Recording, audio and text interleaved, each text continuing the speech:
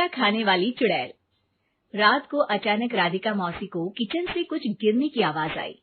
उन्होंने बाहर निकल के देखा तो किचन में उन्हें कोई सफेद साड़ी में दिखा। वो चीख पड़ी, हे भगवान, आलतू जलालतू आई भला को टालतू, आलतू जलालतू आई भला को टालतू। राधिका मौसी को चीखते सुनकर श्रवण बाहर आता है भागते हुए। अरे माँ, क्या हुआ? क्या देख लिया? दादी माँ आ गई क्या सपने में? अरे बेटा, रसोड़े में देख तो कौन है? श्रवण रसोड़े में झांक कर देखता है और उसे कोई नहीं दिखता अंदर। अब रसोड़े में तो कोई नहीं है माँ। कोई सफेद साड़ी में नहीं है क्या? नहीं माँ, कोई भी नहीं है।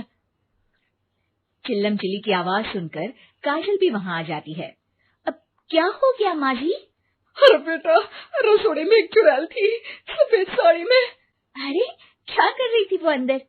अरे बताया नहीं, कल आएगी ना तो पूछ लूंगी। चुड़ैल जी, आपका क्या प्लान है? माँ जी, रात बहुत हो गई है, आपने कोई बुरा सपना देखा होगा, चलिए सो जाइए। राधिका मौसी सोने तो चली जाती है, पर उनको रात भर नींद ही नहीं आती। वो कुछ भी उलझुल बातें सोचने लगती है। कहीं चुड़ैल की वजह से तो घर में टेंशन नहीं हो रहा, कहीं उसी की वजह से तो वो दादी नहीं बन पा रही। सुबह जब राधिका मौसी रसोड़े में छानबीन करती है तो पाती है कि नींबू का अचार गायब है। चुड़ैल नींबू का अचार ले गई? मुझे तो ठीक नहीं लग रहा कुछ। चुड़ैल को भी पता है कि जिंदगी का असली मजा तो खट्टे में ही है। राधिका मौसी झट से श्रवण को फोन कर देती है। बेटा, मुझे समस्या समझ में आ गई है, हमें एक तांत्रिक की जरूरत है। अरे क्या बोल रही हो माँ, तांत्रिक की क्या जरूरत है? आप पूजा पाठ तो कर ही रही हो ना। आलतू जलालतू मंत्र सारे फालतू जैसे कुछ मंत्र पढ़ो, चली जाएगी अपने आप चुड़ैल। अरे नहीं बेटा, कभी चुड़ैल को कम नहीं समझते। अरे तुझे पता भी नहीं चलेगा कि कभी वो छल करके काजल की जगह घर की बहू खुद बन जाएगी। क्या माँ, कुछ भी बोल रही हो, कहाँ काजल और कहाँ चुड़ैल। वैसे एक बात बताओ, काजल को अगर गाने के लिए बोल देना तो चुड़ैल काजल की आवाज सुनकर घर तो क्या, धरती लोग छोड़कर चली जाएगी। तुम ना पढ़े लिखे बच्चे हर चीज को मजाक समझते हो। तुम रहने दो, मैं खुद ही तांत्रिक को बुला लेती हूँ। अच्छा सुन, शाम को इमली लेके आना। क्या है कि चटनी खाए बहुत दिन हो गए है ना। नहीं माँ, इमली तांत्रिक से ही मंगवा लो ना, आटा वगैरह भी उसी से पिसवा लेना। देखो मुझे काम करना है। श्रवण रात को कई तरह की सब्जियों के साथ माँ के कहने पे चटनी के लिए इमली भी ले आया था, लेकिन राधिका मौसी के दिमाग में अलग ही फिल्म चल रही थी। उन्हें अब सिर्फ शक ही नहीं यकीन होने लगा था कि शायद चुड़ैल ने श्रवण पर अपना जाल बिछा दिया था, जिस वजह से श्रवण उनकी बात ही नहीं मान रहा था। पर कोई नहीं, आने वाली रात में राधिका मौसी खुद तैयार हो गई चुड़ैल को पकड़ने के लिए। रुद्राक्ष की माला, तुलसी का पत्ता, हनुमान चालीसा सब हाथ के पास ही था, बस चुड़ैल का इंतजार था। और जैसा राधिका मौसी ने सोचा था वैसा ही हुआ। वो चुड़ैल उस रात भी आई, पर वो राधिका मौसी से तेज निकली और राधिका मौसी के उससे पकड़ने के पहले ही वो भाग खड़ी हुई। जरूर बहू पे साया है उस चुड़ैल का, तभी तो श्रवण के कमरे में गई है। और अगली सुबह राधिका मौसी पिछली रात हुए हमले में किन चीजों का नुकसान हुआ उसका हिसाब लगा रही थी। उनके खेमे से एक आम के अचार की शीशी भी गायब हो चुकी थी और वो इमली भी जो कल श्रवण लेकर आया था। राधिका मौसी इस बारे में सोच ही रही थी कि श्रवण जल्दी से रसोड़े में आकर दवाइयों की पोटली ढूंढने लगता है। अरे बेटा, क्या हो गया? अब माँ, वो काजल की तबीयत खराब है, बहुत घबराहट हो रही है उसे।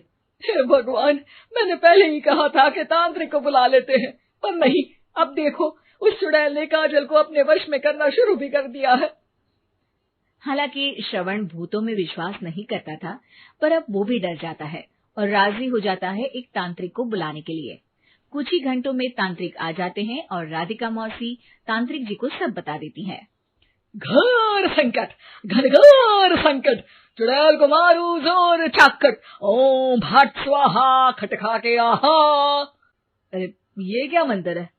मेरे खुद के ओरिजिनल मंत्र है, कल रात को ही लिखे हैं, अच्छे लगे तो दाद चाहूंगा।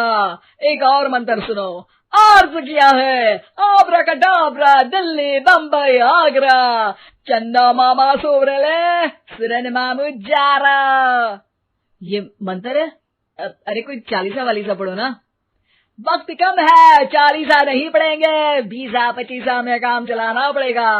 अलग निरंजन, जाके लंदन, मुफ्त का मंजान, घिस मेरे नंदन। अरे जल्दी करो तांत्रिक जी, जल्दी करो। तांत्रिक अपने उल झलूल मंत्र पढ़ने लगता है। श्रवण को तांत्रिक पे शक होता है। वो अपने एक डॉक्टर दोस्त को कॉल कर देता है ताकि कोई अनहोनी हो तो इमरजेंसी में चीजें मैनेज हो जाए। तांत्रिक धुनी रमाता है, जिसकी वजह से कमरे में काफी धुआं हो जाता है और जिसकी वजह से बहू की घबराहट बढ़ जाती है। अब भागेगी चुड़ैल। हाँ। बहू खांसते हुए धुएं से बचने के लिए बाहर चली जाती है। अरे भाग रही है, भाग रही है। पीछे पीछे श्रवण भी जाता है। बहू एक सोफे पर बैठ जाती है। तभी डॉक्टर दोस्त आ जाते हैं और श्रवण को पानी लाने के लिए कहते हैं। थोड़े चेकअप के बाद डॉक्टर कहते हैं, मेरे हिसाब से जाप का काम पूरा हो गया है। क्या मतलब? अरे कुछ भी नहीं माँ, कोई चुड़ैल नहीं है, खुशखबरी है, अब दादी बनने वाली है। मगर वो सब अचार के डब्बे। श्रवण दोनों अचार के डब्बे अपनी माँ को दिखाता है, जो कि उनके बिस्तर के नीचे छुपे हुए थे। आपने सही बोला था माँ, वो चुड़ैल काजल ही थी जो खट्टा खा रही थी। हमें कल ही पता चला, पर हमने आपको ये तांत्रिक वाला काम करने दिया ताकि आपको भरोसा हो जाए कि भूत वगैरह कुछ होता ही नहीं। अच्छा अच्छा, ये तो बड़ी खुशी की बात है। पर बेटा मुझे एक झाड़ू तो ला दे। क्यों माँ?